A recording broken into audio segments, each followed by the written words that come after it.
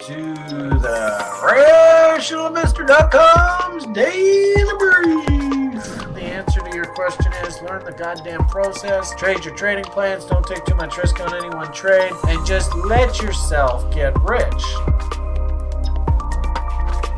Hello, everyone. Welcome back to the Rational Investors Daily Brief. It's our fastest 35 minutes on the interneting. And actually, my screen might just go a little crazy here because I've got this. But oh, look at that! Oh, we're so close! Come on, give me a fill. Give me a fill. Give me a fill. Do it live on the air. Come on, baby. Come on, baby. Do it. Do it. Do it. Do it. Do it. Maybe it should hit. Look, come on. Give me a fill, you bastards. Oh, yay! Look at that. Hey, you're live on air. Just totally nailed one. So there you go. Actually, this is a really good example of a bullish bot. So that actually played out quite nicely. But this was off of the double bottom I bought down here. Let one go on this. This was kind of like an inverted head and shoulders. But this is following. We had an opening range trade here, and they stopped us out by one tick this morning, the bastards, and then just absolutely puked out into the EIA report.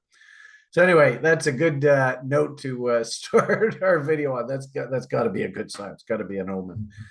But anyway, we had a nice little bull flag. I had my order sitting up here at the bull flag level, and I just got filled while on air. So that's kind of cool. I like that. All right, now hopefully we'll have a nice positive report for you. Brian hopefully is in a half decent move. So anyway, mood. All right, here we go. You can see your breadth indicator. We're not really egregiously overbought, just sitting in the 50s. But at the same time, too, it does feel like the market's getting a little overextended. We did have that incredible pivot come in off of the October Halloween eclipse pivot there. Man, that was incredible. That was such an incredible signal that it really is worth diarizing and journaling about how the way the market pivoted through those eclipses. Absolutely incredible. So anyway, as I had sort of said, you can kind of see the short-term momentum in the stock market is kind of waning here, maybe rolling over. And we're not really at an egregiously overbought condition. I don't see anybody on the histogram here screaming overbought. If anything, it almost looks kind of neutral. But I wouldn't be surprised. Usually the second week of December is a bit of a hangover. We are now basically on the other side of this big US sort of event. I don't know whether you guys had the opportunity. Gotta tell you, I was pretty damn impressed. I did put a challenge out to the site, and really the site, the team. Could we really perform here through this Black Friday window?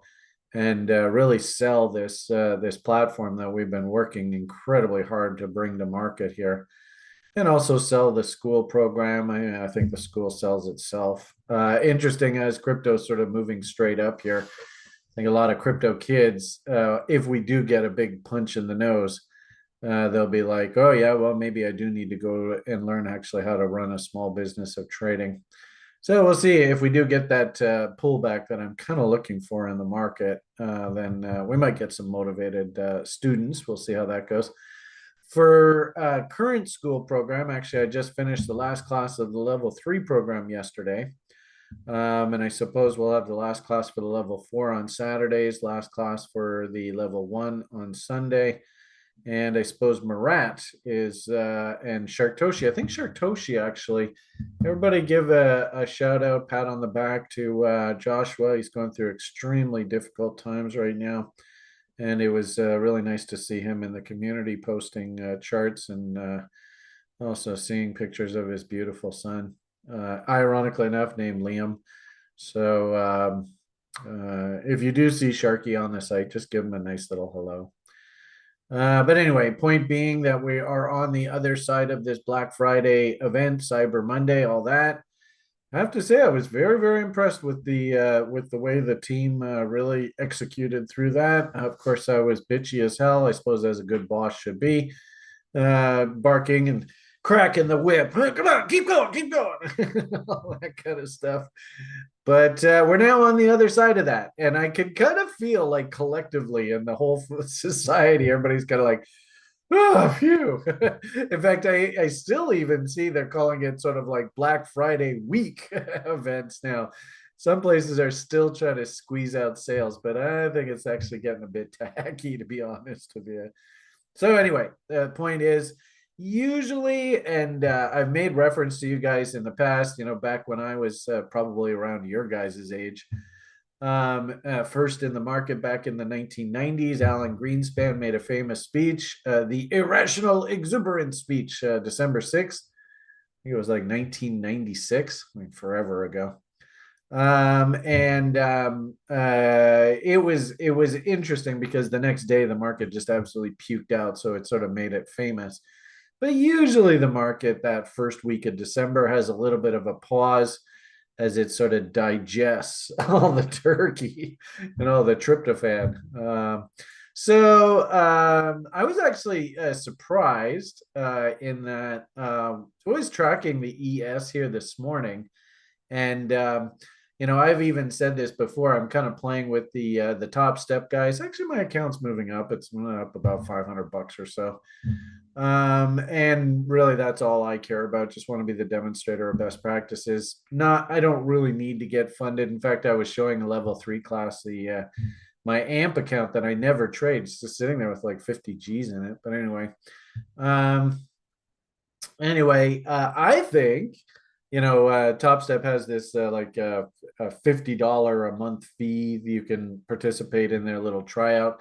And I tell you, one thing that they have at Top Step now that I absolutely love is Johnny Hoagland, my old boss there. He publishes his weekly levels.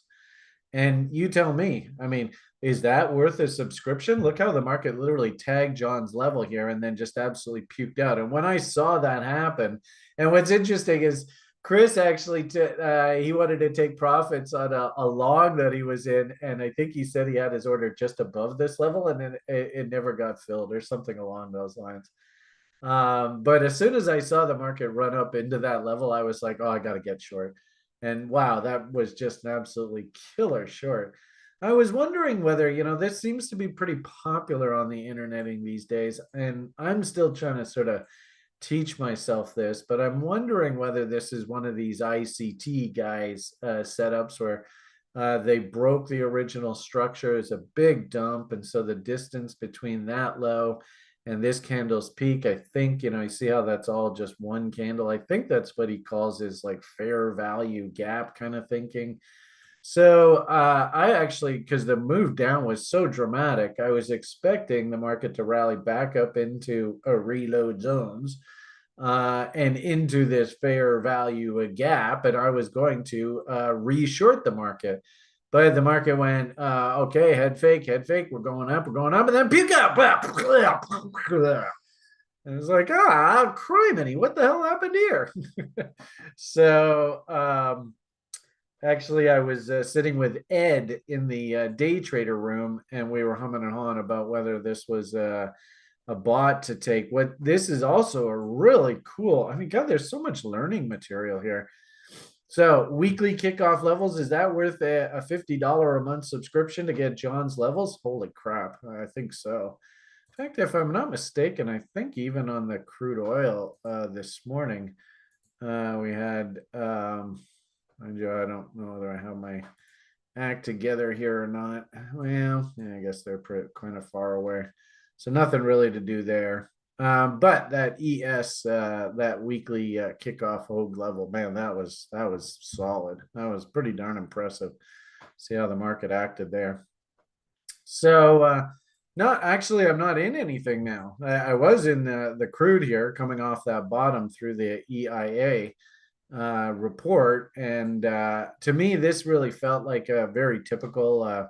They call this sell the rumor, and then the EIA number came out, and it was relatively benign. Showed a build of like 1.5 million barrels of crude and like 1.7 million barrels of unleaded. which isn't really a bearish report. It's not really a bullish report either. It's just almost like a non-event. And so what does the market do? The market puts in a bottom and just goes screaming higher. Well, that makes a lot of sense. So anyway, typical screwy market. When I did see this inverted head and shoulders come in following the EIA report, I was like, I got to get long. So I thought that we were probably just going to rally up into this is what I like to call the parking garage. So whenever you get an inverted head and shoulders like this, 1.618. If it's cockeyed, usually the market stalls around the 1.618. This was pretty symmetrical. The neckline here, what I mean by cockeyed and symmetrical. Notice, that this neckline here, that high there, that high there, that high there, that high there. I mean, that's pretty symmetrical. So it's kind of pretty flat. So not a big surprise. We were able to pop right up into 200%. Of course, you can see I took one off the table there. And then we went sideways, one higher low, two higher lows, three higher lows, inside bar. Gee whiz, this looks like a bullish butt, which means that we should have a price target up here. And ding, ding, ding, ding. You can see actually how she's stalling out here right up in that level. So anyway, that's my day in crude oil. And that was following just, oh God, live by the sword, die by the sword. I think yesterday we had an opening range trade that actually did work and never did get stopped out. And I think Chris made some great money off of that. But this one, interesting how we went short, came up. You see where the stop is, and look how they even washed it back up here just to make damn sure that they got everybody out of there, and then they just puked it out. So anyway, it is how it goes. Lost 57 ticks on that trade right out of the gate this morning. So this makes up for it a bit, but this was live account, and I have a rule that if the opening range trade fails, then I shut it down. That's my loss for the day, and I'm out here sim trading and just non-combine trading. So anyway, that is my day. As for the broader market, we were actually quite interested in the fact that they brought all of these stock markets, especially like the ES, right back to unchanged levels on the day and then bounced it off of this. And I was just talking to you there a second ago about that funny looking ES market. So I did actually, Eddie, we were sitting in the lounge and we were talking about the settlement tag. That's often a really good trade location. I think I said this I started to talk about this and then I got off topic, but tons of learning information. If you fancy yourself a day trader, I mean, write this down, take a screenshot, do something, just try and learn this. That tags of settlement, especially on the ES, they actually represent really great trade location, as all they really want to do is just bring the market back to settlement. Basically, it prints unchanged. And then anybody who did want to get in just at a flat reading, they can get in off that settlement level. See that happen so often in the market, it's not funny. So not a big surprise you're getting this dead cat bounce off of this. The fact that this is a V bottom, though, does mean that at some point down the road, we should roll over and test this low in earnest, and then we'll find out whether there really is any floor here in the market. And I think I showed you this before. I'm a little bit worried about the stock market because, I mean, there's your image. 8s and 9s on the Tom DeMark. This is the daily futures contract here. You can see where, interestingly enough, you can see where short-term support is. It's Hoag's level on the downside. And notice there's a cute little doji right here. So that's sort of the last time that the market was potentially heading down. They turned it back up off of that pivot low there. Looks like that's a pretty important level. So do we have to come back down and trade back down to Hoag's value low? I don't know. But I mean, just look at this chart. This chart to me, it's starting to scream vertigo. It's looking a little scary. You can see I did have permission to short up top here. And you saw there earlier today off of that Hoag tag level, I did strap a short on. So I was feeling pretty good about that. It was only one, so I didn't really have a lot of flexibility. I actually wanted to add to the trade, like I said, but never got the opportunity. I think I'll probably just let it settle down for the rest of today. And we'll come back and take a look at the whole thing again tomorrow. Anyway, it's an interesting morning. What's driving the market today? Interestingly enough, I think that sort of the scuttlebutt. I don't know whether you guys saw, but it was quite startling. Anybody who's sort of like, is the it was just an inside bar fail. It was just it happened so quickly off of this tag, and the structure. I don't know whether you can see this or not, and then we'll get on to the econs here just to answer. Many, can you see how we went up? We went down. We came back, finished this candle here. We opened up here, beep. We went up. And then as soon as we lost this low, that is a 3-bar fractal fail. So I don't know if you've ever seen that before. It is a concept that we teach in our education program. That is a valid structural level to trade. And the short on this was like about $20 of risk. I love those kind of trades. If I can risk 20 bucks, and you can see, I mean, I think I took 100, 150 out of the market on that trade. So it was just absolutely beautiful. So anyway, all right, back to our story. Oh, and by the way, didn't even mention it. Mr. Munger just passed away. That's a bit surprising. I mean, I suppose looking at him, you kind of figure he was kind of on his last legs anyways. But nonetheless, when I saw that yesterday, I was like, oh, wow. And actually, even I watched this video yesterday.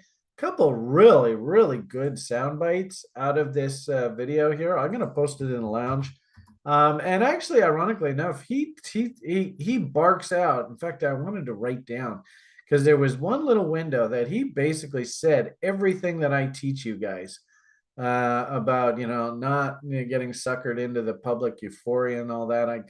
You know what? I'm not going to make mention of it today. I'm going to get the actual time window quote because there was one little sort of 30-second smidge that he said here. And it was like literally I could feel myself being channeled through the old man. So go figure.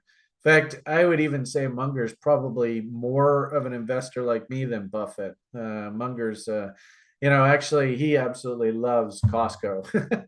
And if you listen to his rant on Costco, I would even, yeah, and he did make quite a reference about the Bitcoin community. He said, anyway, I posted the video in the lounge. Go and watch the video. There's a whole bunch of really cool lines that he had in here, but no doubt about it, he is not a fan of the Bitcoin community. So anyway, it is what it is. Okay, so we want to get back to econs. I hate to say it, folks. I know a lot of people are like, when's the Fed going to start lowering interest rates? And, there's an old adage in the market that says, don't fight the Fed. So, really, as soon as the Fed is officially done raising interest rates, then we're probably going to go back into a rip roaring bull market. You all know when the Bitcoin halving event is. Is it today? No. Is it still like what? Where are we here? December, January, February, March, April. Geez, it's still like 5 months away, easily, if not longer. So, well, maybe around there, 5 months. So, we look at some of these data points here coming out, and there is no way in hell the Fed can lower interest rates. So today, big news: GDP growth rate for quarter over quarter for the second quarter, 5.2%. I mean, folks, economies, they don't want them. Well, I mean, that's an interesting word. It's not supposed to grow at 5.2%. This is still way, way too hot. And so when you hear like the Fed talk about we want to have a restrictive policy and we want to, bring the euphoria in the economy back down to earth so we can get that inflation rate down. Well, it's this. And you can see that the market was actually looking for, well, maybe 4.9, little bit at 5, came in 5.2. That's way, way too hot. Even corporate profits, too hot, way, way too hot. And this is like quarter over quarter. You can see, look at what the market was looking for. This is what should normally happen. This is insanity. So how on earth can you justify? There's no way you can have the Fed lowering interest rates in the face of that. No way, no way, no way, no way, no way. And then also to GDP price index, you can see 3.5%. We're supposed to be, that 2% ideal range. So you could even argue that this is almost twice what the Fed wants. Also, too, really bad sign for Canada. Current account. We are supposed to be a exporting country here in Canada. We don't have any industry in this country. The only industry we have is this idiocy fucking housing nonsense, which you hear me go on and on and on about. And oh, by the way, I mean, if you want some fun, I can post it. But I was watching some videos yesterday, and it turns out that the correction in the Canadian real estate market is already turning into a crash. And there are some places, there was like in Muskoka, all these fancy schmancy cottages that nobody lives in 24 or all year round. They only are there in the summer. The prices of those cottages are just absolutely collapsing right now. So you can already start to see that the housing correction, which really should turn into a crash, is starting to happen. It's happening in sort of undesirables. No, that's not the right word.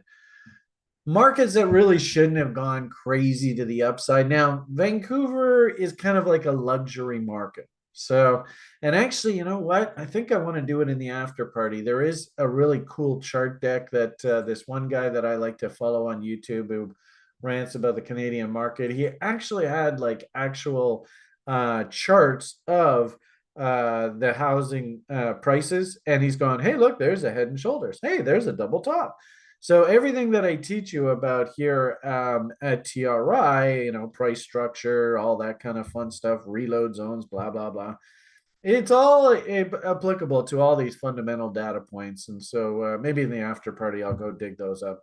But the point of the matter here is Canada is supposed to be an exporting country. We're supposed to like literally export like 80% of our goods to the United States, which means that we should be running trade surpluses. We should be running current account surpluses. What the fuck is going on here? A current account deficit? This is money coming out of Canada. People are getting the money out of this country of $3.22 billion. Writing's on the walls, folks. That number one, that's not sustainable. And you can see that we're consistently running deficits here. And remember, Canada is supposed to be a net exporter. So I'm a bit concerned about the writing on the walls here if these deficits continue. We're supposed, you could argue that this was sort of the heyday of the Canadian bull market. We were running huge trade surpluses. And then, the great financial crisis happened and everything just went haywire. So I tell you, this is not a good sign for Canada, but we'll see what happens. Only time will tell. And of course, the emperor has clothes on until somebody turns around and goes, hey, that guy doesn't have any clothes on. And then all of a sudden, boom, prices crap out. And that's the end of that bull market. So we'll see what happens. The big data point that came out first thing this morning, I think it caught a lot of people off guard, is the US economy. And I've said this repeatedly on these public broadcasts. I will reiterate it. If you are looking for a crash in the US economy, you are looking in the wrong place. The US economy actually is in the best position of the entire globe. And the places that are going to get blown up are the commodity countries. I mean, is there anybody investing in Russia right now? What a shit show that is. Australia, that's kind of gone by the wayside. Actually, I heard that they've actually banned smoking in New Zealand. Okay, but I don't know how that's going to help the tourist trade. Anybody that is a smoker, there's no way in hell they're going to go to New Zealand now. But anyway, these woke people, they're just total insanity. Anyway, those kind of areas, they are in big trouble. Australia, China, of course, I've told you repeatedly, you heard me running these current accounts deficits. This makes no sense. At some point, somebody's going to turn around and go, this currency is worthless and the money is like leaving the country. And, look at that. Just two reports in a row That's over what, $10.5 billion just left Canada. Canada's not that big of an economy. So anyway, so if you're looking for a crash in the United States of America, I don't think it's coming from there. I actually think it's going to be relatively strong. All right. And then as we had sort of pointed out there with the crude oil inventories, I don't think this was really earth-shattering. Just the issue here is you can see the market was kind of hoping for a bit of a drawdown. We had a huge build last report, and we got a bit of a build here. Probably the thing that probably surprised people, but at the same time too, this time of year you really shouldn't expect a lot of driving. You know, the weather back east, I don't even know. Chris, you're in back east. Are you? Is there actually in Zug? You were talking about it snowing there in New York. Is it snowing where you are, Chris? It's not snowing, but it's getting really cold, like sub Real freezing. cold, yeah. So that means the roads are icy and stuff like that. So it's probably not really good driving weather. So it shouldn't surprise us to see gasoline stocks. What's interesting here is like, where are they? Where's the heating oil numbers? Why are they not being published? It's kind of weird. I was just these two quick numbers here. But anyway, I don't know whether one report makes a trend, but M's in the marketplace, I suppose that should help the oil bulls. And I suppose the question ultimately here is, do you think that there is more oil being added to the equation? If I understand correctly, we're supposed to be having an OPEC plus meeting right now, and they want to talk about cutting supplies and all that kind of fun stuff. What's really interesting is you don't really see the Europeans really being too hard on the Russians about the average price that the Russian oil is being sold at. So I'm almost getting the impression that the Ukraine oil, so well, the Ukraine story itself, it's kind of like yesterday's news, and the battle is sort of hit kind of like a stalemate. And if anything, that's exactly what Russia wants, is they want the West to just sort of lose interest in Ukraine. And Jesus, the losses are just absolutely staggering from the Russians. And it's baffling how they can just throw their entire generation of lives away. But anyway, it is what it is. So, what do we say about today's econs? U.S. economy is still very, very strong. And I have a funny feeling that the stock market kind of knee jerk. The corporate sort of background and earnings and stuff like that is pretty good. Um, so as a result, I think generally speaking, the market liked what it saw, but at the same time, too, don't expect the Fed to be lowering interest rates anytime soon. I guess final thoughts here. Crypto market, as we've been kind of talking about recently, it's had a huge run up here of late. I don't think I can justify buying a hell of a lot in crypto. I'm concerned, of course, that and interestingly enough, we're kind of just bumping up against the top end of the range here, and we just keep bumping and bumping. And of course, the algo is grinding, grinding, grinding. We're not really trending in earnest. We just put in an M here this morning. And interestingly enough, we're actually starting to hear regulators and stuff actually getting a little bit more active. I think the ETFs and all that kind of stuff, I'm getting the impression that that all got pushed off into January now. But I've been telling people, and I think it's probably good sort of food for thought for anybody who is in the crypto space. First off, can we justify coming in and buying a name that looks like this? If you say yes, then I've failed at my job with all of you. I don't think you're buying value now in these names. And what I've been suggesting to people is let's keep an eye on whether this actually is making things like harmonic tops. This has been a market darling of late. It's obviously run up quite a bit.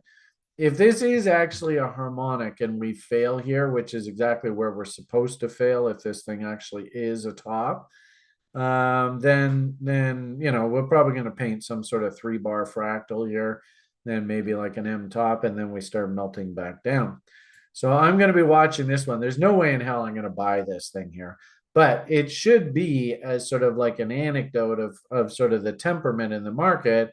This is a very, very important level that we're at right now. If this is still a bull, then just go right ahead and just blast through these highs. And it's not much, right? That's $6.28.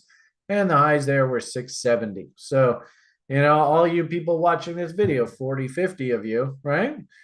If you're a bull, just go and all of you in unison go and buy ruin and punch it up through the top. And then we know that we don't have to worry about a top coming in the market here. But right here, I'm going to be watching closely. If we stall out here and then paint an inside bar here, and then that inside bar fires, well, then we got the makings of a top. I did notice too, a bit of red sort of creeping back into the universe here after a few days of rip roaring bull. Um, even some of Seward's names. Wow, this get just can't get going here, right? How ironic get. Was looking up. This is the one that's sort of fighting with Ticketmaster. They want to steal Ticketmaster's business, but good luck on that. Anyway, these are some of Seward's super like names. But you can see, the absolute insane bull markets that we were seeing earlier. I'm not seeing as much of that anymore. Actually, these are some of these Trex names. So, Trex, that's an interesting story. Going to be keeping an eye on, of course, this UST and how this soap opera develops. I actually put a shout out to this site, just asking anybody who actually really understands what is actually going on here to come in. If anybody who is watching this, please, if you understand this and what's actually happening here, love to have you on the show. There are some names that I would like to buy, but I can't buy that. I've got to, you see where the double bottom is. This was an old double bottom. You can see where reload zones are.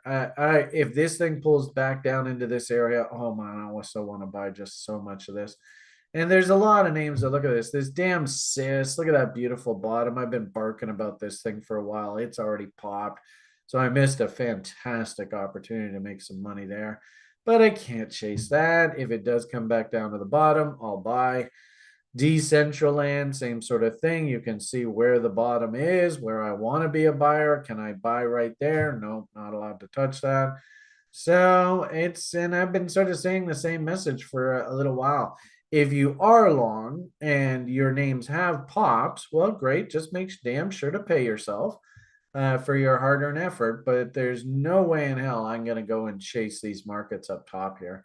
Also another sort of darling that probably is worth paying attention to. Hopefully you can see. This is looking rather toppy. So, hey, you can even see this now. I did a fun, actually, we have a couple videos on the site. It's not part of the education program. It probably really should be. But chaos theory, you can see that if this double top right here, boom, boom, boom, boom, fires, well, you can see there's 2.618s, and I suppose you could argue also this kind of is a top right there, 2.618s. And then if we probably start doing things like reload zones off of that range, what do you think the odds are reload zones are going to line up with those 2.618s? I'd probably say pretty good. Let's see. Survey says, boom, 61.8, 78.6. So you can see where I could buy, and ironically enough, it's actually going to be exactly where we originally bought. And that's what usually happens with these darn things. I mean, it's so cliche, it's ridiculous. But I'm not allowed to come and chase that up there. Now, this is an interesting one because you can see one higher low, two higher lows, three higher lows. We could bought this out, but I'm already long from the bottom here, sold half on a double. I'm certainly not going to add to that trade. And I don't know, I'm just not really overly excited about, chasing these up markets like this. This has me a little bit kind of on edge here right now. It's probably the best way to describe it. I'm going to finish off this video with just a quick reference. What time is it? Yeah, we'll call it here. This Matic here is actually the only name in our crypto universe, and this is our pro dashboard. That we've been promoting here of late. Don't really want to give away all the secret sauce here, but we do weekly commodity trend survey. This is what I used to do when I was a commodities broker, and just looking for fives and sixes as opportunities to participate in the market. Interesting how our natural gas there was a six, but now it's backed off here, so it's not nearly as attractive. But notice in our crypto universe, and there's a lot of names in the crypto universe that I cannot even consider buying. Look how many twos we have here. There's the link, right? I can't chase that. That's not value there. I mean, maybe it's a bot trend continuation, but it's certainly not value. But interesting on here, there is actually a six, this Matic. I was quite surprised by that. So that here is this Matic chart. And if we look at like the 52-week range, you can see there's the 52-week high, there's the low. In fact, maybe I had it over here. I did all this right up here earlier. The only problem is I don't know whether I have this right here or not. Yeah, there we go. So this Matic, this is an interesting chart. I don't mind hunting a trend continuation trade here. Why?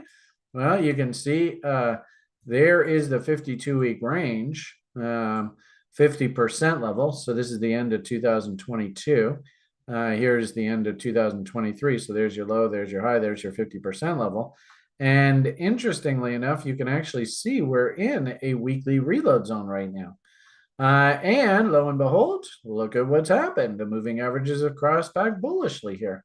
So what I've told people on the site, and maybe you might be interested in this, if there was all you people on the free YouTube page, we won't do a Coinigy show tonight. We only do those like once every 2 weeks, which I think is probably sufficient. But you can hopefully see, there is the original double bottom. So if you were able to get off of that level, that's like your value trade. And now, chaos theory levels. Notice 877 is right up top here. I'd love to see that. 4.669 is basically where we stalled out there. So if anything, this makes perfect sense. Because usually what happens with chaos theory is it sort of stair steps. Like if we break out through the middle of the W, it's going to play in this range. And it'll run up to 2.618. And then if it stalls out, it'll come back down and test 1.0. If it blasts through 2.618, which it did, notice it runs up to 4.669, the next big Feigenbaum level. And then is it going to blast through there? Next stop would be all the way up at 877. Or does it have to come back down and consolidate at 2.618? This is kind of how this thing usually works. And you can kind of think of the bifurcations as something that looks like that. The issue here is if you're going to do that bifurcation, you should do it off a log scale. And now you can kind of see how that's basically the same sort of thing here. So the next bifurcation is there, or do we puke out and have to come back down to the bottom? And hopefully you can see that bifurcation map. I mean, that's basically how chaos theory works. And it's so cool because I will say that for the longest time, I never knew how chaos theory works. But God's gift to me for being so generous with all of you is over the past, 2020, we really first learned about this. So 3 years, I've been studying this chaos theory like a son of a gun. And I think I have it licked here. So anyway, point of the matter here is we ran up to 4.669. Not a big surprise. We came back to 2.618. If we start mapping out the bot levels, you can see one low, two low. So now we're on the other side of a trend line. So if I can get a W in here, with the weekly commodity trend survey still pointing up here, that to me is going to be one hell of a trade. So you can tell me where, well, no, that's not what I want to say. You should all get the idea of exactly what Brian's thinking here with regard to trend continuation going forward. And I'm like laser beam focused on this Matic here. I think I'm already long a whole shitload of this anyway. But believe it or not, I wouldn't actually mind adding to the trade if I can get that third higher low to come in here. And you're going to hear Brian's like uber bullish about this. So fascinating to see how this one actually is still on our weekly commodity trend survey as an acceptable idea, and how this bot set up trend continuation trade within a higher time frame reload zone is trying to set up here. That definitely has my attention. So, anyway, there's food for thought for you. Hope you enjoyed that offering. That was a good 40 minutes or so. So I hope you guys got some value out of all that. Slow and steady wins the race. PMA for the win. Don't take no with nickels. Remember what your number one job is. All the best. Bye for now.